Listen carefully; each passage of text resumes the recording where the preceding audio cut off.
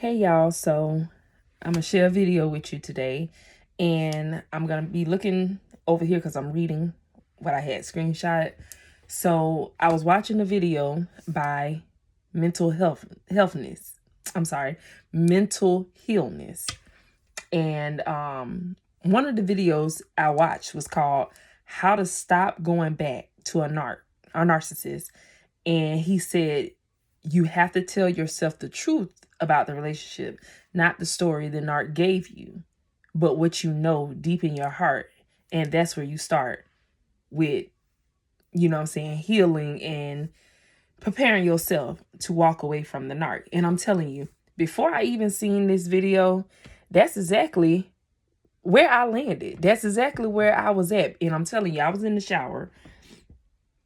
And this was like maybe, I don't remember if it was in the same week of 3 weeks ago that me and the narc had been dealing with each other or whatever, or was it a week prior to the revelation I got in the shower. So one day I'm taking a shower, and I'm gonna just say, they say it's something about the water. That's when God connects with you the most. And in the shower, when I'm taking a shower, is when me and God connect the most. It might sound weird. Some of you may understand it, some of you may not. But for me, that is where I can hear God the most. And throughout the whole relationship, even when you're dealing with a narc, God still speaks to you. We who are in the situation, we hear him, but we still doubting what we're hearing from him. Because we thinking that it just can't be that bad. Like, there's just nobody in the world who could take somebody who loves and care for them and treat them like trash. Make them feel small, crazy, and all the unnecessary stuff that narcissists do or whatever. And so here I am, prior to him dropping the bomb on me that he has another place, and the place them became available now, and so now he got to pick up and just move. And we had no discussion about him leaving. And so everything blew out of proportion when he said to me that we talked about this. And I'm like, you a bold-faced lie. We ain't talked about this. And if you're talking about the conversation that we had, which was 2 years ago, sir, no. That's not gonna work. We're not still holding on to something you was talking about 2 years ago and gonna make it present. Just wasn't gonna work for me. So I was trying to make him stand in it, which did not work or whatever. So prior to all of this happening or whatever, I'm standing in the shower doing my thing or whatever, and all of a sudden I heard the question, what is he really bringing to this relationship? What's keeping you holding on to him? Because I'm telling you, this last time around 3 weeks ago, things started changing for me. I started moving different. I started acting different. Things that I used to do that he was guaranteed to get from me, I was not doing anymore. I'm sorry. I wasn't doing anymore. So he probably was sitting there looking at me with the side eye like, hold on, something strange about this thing or whatever. But I was feeling different, and I didn't even realize until after getting out of the thing. I'm like, you know what? I was moving different. I was being prepared and didn't even know I was being prepared. Because I'm telling you, the reaction that I gave him this time around with him telling he ready to leave or doing the discard thing, my reaction was nothing like all the other times. I'm talking about, I really wanted to talk to him and figure out if we could work through it, and just want to know why. This time, I told him, I'm glad you chose to do that. I was about tired of you myself, and you actually lasted longer than I thought you would. But I was tired, y'all, and I couldn't even believe those words were coming out of my mouth, because walking away from this man and completely shutting him out of my life was the scariest thing for me. Because I know once I shut my heart, there's no getting back in. And I shouldn't have even felt that way.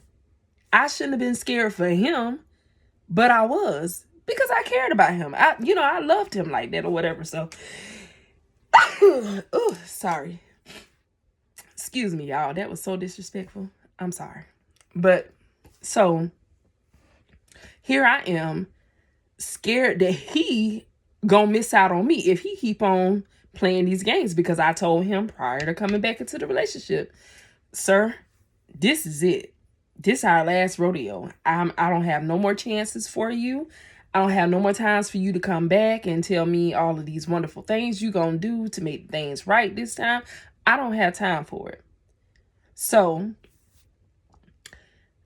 I told him different things, and I actually stumbled across the notebook that I sat down with him and read off each question, or I wrote questions or things to help me remember to set boundaries. So some of y'all said in the comments and stuff, you got to set boundaries.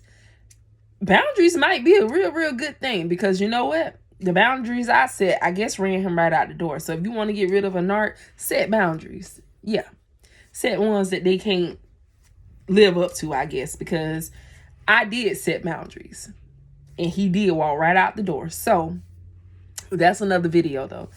But back to the question I had in my head in the shower. And so it was like, what is he really bringing to this relationship? Why are you so afraid to let this man go?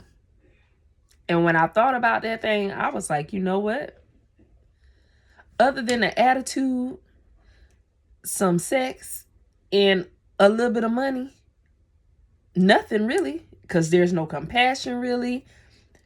He don't even treat me like I am the love of his life. He says it, but his actions ain't matching that, because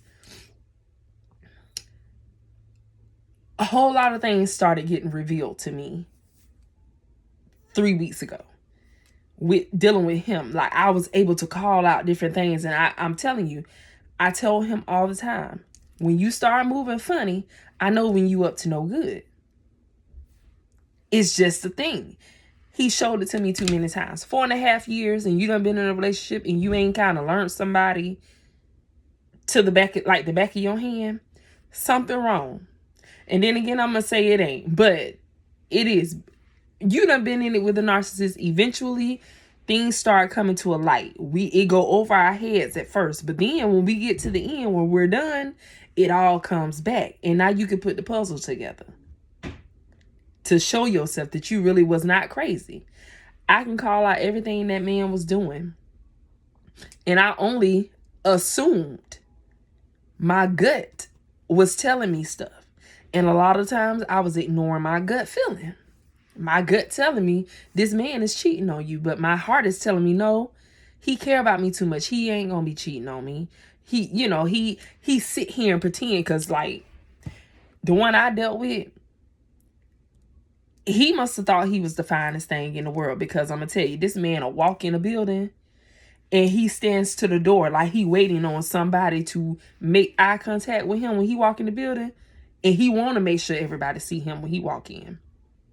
Either I blew his head up, or either the other women he was dealing with blew his head up. But he thought he was it, baby. I'm talking about, he walk in the building and he standing there, he looking around.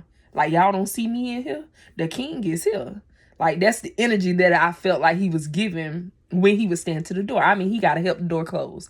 He letting the door close up slowly while he's standing there scoping out the store. We in a grocery store, sir. The door closed on its own. It don't need you to close the door. If you don't come on, get this buggy and push it so we can come in here and get what we got to get, because I don't like the shop. So, what I'm saying? I want to get in and get out. But he got to stand and make a grand entrance for everybody to look at him when he walks in the building. And I'm just like, honey, if you knew better, you just come on. Come on. But I got another video about that too. So, back to the 3 things that I came up with that he was bringing to the relationship. And I'm just like, you know what? Other than sex, a little bit of money, and the attitude, then I asked myself, I'm like, can you live without those things? And I'm like, you know what? I can, because he done left plenty of times. And I ain't fell to the ground and crumbled now time that he left. So if he leave and take his money with him, I'm still going to be good. And then I'm like, okay. The sex. I mean, I'm not that hard up for that. So that's not an issue for me because I know how to hold on to myself. I've done it every single time this man left. I hold on to myself, but he don't hold on to himself. But if I tell him that I know you ain't holding on to yourself, he want to argue me down that he is. And I know you a lie. I'm like, so you just not going to, we need to just agree to disagree because you're not going to fake me out on you're not sleeping with somebody else. I don't care how you try to slice it and dice. You going to stop trying my piece. No, sir. You trying your own piece because I know you've already told me you can't be alone. You don't like being alone. So therefore, you showing me what you showed me when I was on the other side of the fence.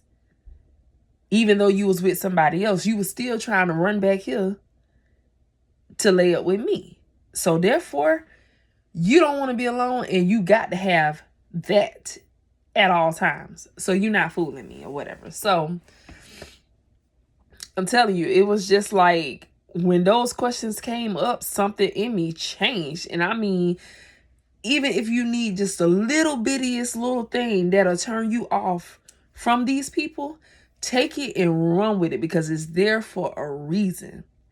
I'm telling you, all I knew is that even though this man did all the things that he did, his story of his childhood trauma or whatever the little bit that he did let me in on or whatever, I'm just like, I feel sorry for him. I still don't want to hurt him like people hurt him in the past, this, that, and the third. And that's what I'm holding on to. That ain't what he pounded in my head, but that's what I put above everything. I made that okay for him to lie to me, to cheat on me, to verbally abuse me, to just do all of the nonsense things that he did to me. I allowed that because I made his issues so important that it was more important than me. I did that. I did. Because I cared about this man so much. I cared about his health. I cared about all of that. Did he care about mine? No. I had to literally tell him how to take care of me when I got sick. And for him, because he had sickle cell, your pain ain't stronger than his pain. He in pain all the time. That's true. You deal with pain all day long, all your life. But other people still hurt too. And he tried to make me feel like whenever I'm hurting or sick or whatever, I need to shake it off because he got sickle cell. He dealing with pain all day long. So what I'm dealing with, I can just sweep that under the rug because it ain't sickle cell pain, if you get what I'm trying to say. He used to make me feel like, I can't be sick because he got sickle cell and his, what he going through is more important than what I got to go through. So I need to just shake it off and jump back up to myself. You know what I'm saying? So at the end of the day, you got to tell yourself the truth. And I'm telling you, I started looking back at all the things that I had in my gut, what my gut feeling was telling me. I'm finding out right now, y'all, right now, through the videos that I'm looking at and researching and hearing other people's story, I was right the whole time. But you fight and battle with yourself about the truth you feel inside of your heart versus what you seeing with your eyes. And it's like them two just they like the two negative magnets. Every time you trying to feel this way and go this way, it's you trying to push it together, and it just won't connect. It just keep going past each other. That's how your heart and your gut be fighting each other. And you be wanting to say things, but then you're like, I don't want to call. I know what I know, you know what I'm saying? But before I accuse you of something, I need to see something with my eyes. Not all the time are we going to see things with our eyes. You got to hear what you hear and feel what you feel in your gut, because 9 times out of 10, you're not wrong. Not a chance that you can't be wrong. But if you've been around this same thing for such a long time and you've seen how it keep playing out, you already know. You ain't crazy, but you will still feel that way because your brain just ain't it ain't sticking with reality. It's filled with all of the different fog that they put in your head and all the things. I'm telling you, this man had me thinking that I couldn't drive. I thought about all of that stuff. I'm like, this man has done a lot of manipulation to me. Sometimes I don't know who I am. I don't know where I'm at, but I mean, I know where I'm at, but it feel like I ain't there. And so you have to tell yourself the truth about what you just went through. Because we done already faked ourselves out. We done psyched ourselves out and telling ourselves that what we're experiencing is not real, but it is very real. And we're making excuses. We're making it okay. Well, he was mad because he had a bad phone conversation. And so then he just came in there and just started yelling at me for no reason. Why I deserve that? I don't deserve that. I don't talk to you that way. So a lot of that stuff started playing back in my head when I thought about that. And I'm telling you, I stuck to that thing for some reason. Because I'm telling you, I'm such a sweetheart. I really am. You, my man, I got you. You know what I'm saying? Me and him, we're paying bills together, this, that, and the third. So I ain't going to just say that I'm just here and I'm an ATM and I'm just kicking out because, baby, I'm not. I ain't nobody ATM. But if we're together, I got you, you got me. That's how I roll. But ain't no just me around here taking care of no man. No, that ain't it. Done that before, learned my lesson. She don't roll like that. So, you know, you just have to put all these things together so that way you can get to where you need to be in your mind frame. Because I'm telling you, I was a sweetheart or whatever. I used to go, I'm going to work. Now, I'm the one up at the crack of doo-doo to get ready for work. And he's still sleeping in the bed, chilling, gone. Night with all the sheeps and stuff. He counting sheeps while I'm up at the crack of butt trying to get dressed for work or whatever. So when I get off of work, I usually go, because I have a break. I have like a 3-hour break in between before I have to go back to work. So in this time, I can come home, go to sleep. I can go get me some breakfast. I can go run errands. I can do whatever I want to do with those 3 hours. As long as I'm back, by the time I need to be back to my bus, I'm good. So my nose stuffy now from sneezing. But anyways, so here I am. I'm thoughtful. Here I go take myself out to eat. Because I'm going to feel bad if I go do something for myself and don't do nothing for him or either my kids or something like that. You know what I'm saying? So here I am. I go get myself some breakfast. I'm going to be thoughtful, and I'm going to bring you something from the place that I got food from home. So when you wake up, you got food to eat. I was doing that as a routine. I'm telling you, out of the blue, it just stopped. I'm telling you, I know God had been trying to tug on me, but I just, kept brushing it off because I really felt like that man was going to be my husband. I really felt like we was going to be together forever. We're just going through a tough journey right now, and it's going to end up good. You know what I'm saying? Just like anything, because you got to go through something to get something. You know what I'm saying? So it's like, if y'all ain't been through nothing, how y'all going to know y'all can withstand the test of time of being married or whatever? And so that's what I was thinking. I'm like, you know what I'm saying?